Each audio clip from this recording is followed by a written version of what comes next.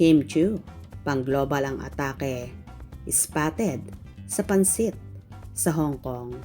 Fanny, natuwa.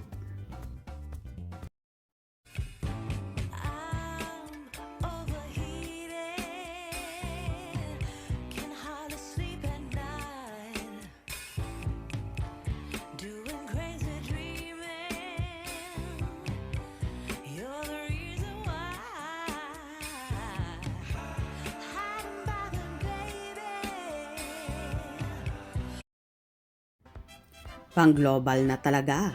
Ang ganda ni Kim Chiu. Pati na ang ini-endorso nitong pagkain.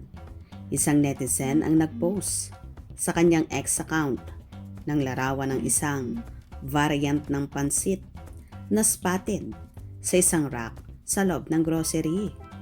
Nakita nito kasi sa pakete ng pansit bihon ang larawan ni Kim na endorser ng produkto.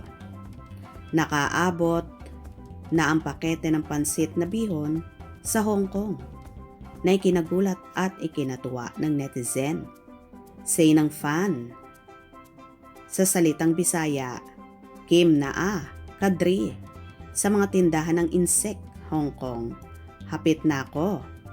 Mahutdan sa bihon. Makikita rin sa larawan ang presyo ng bihon na 10 HKD na 75 pesos ang halaga sa Philippine pesos.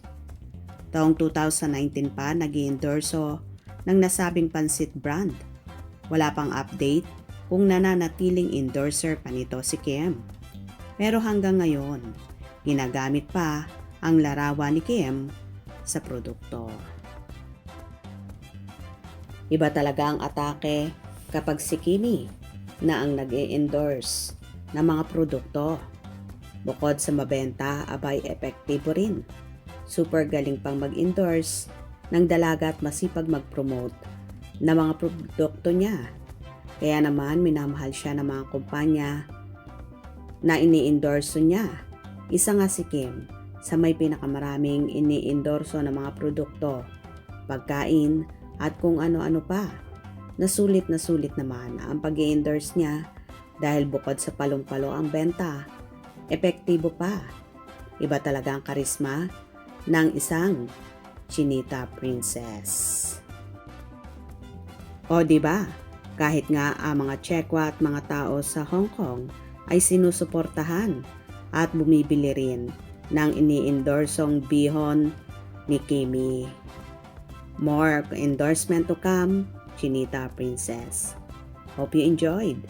Please subscribe for more info.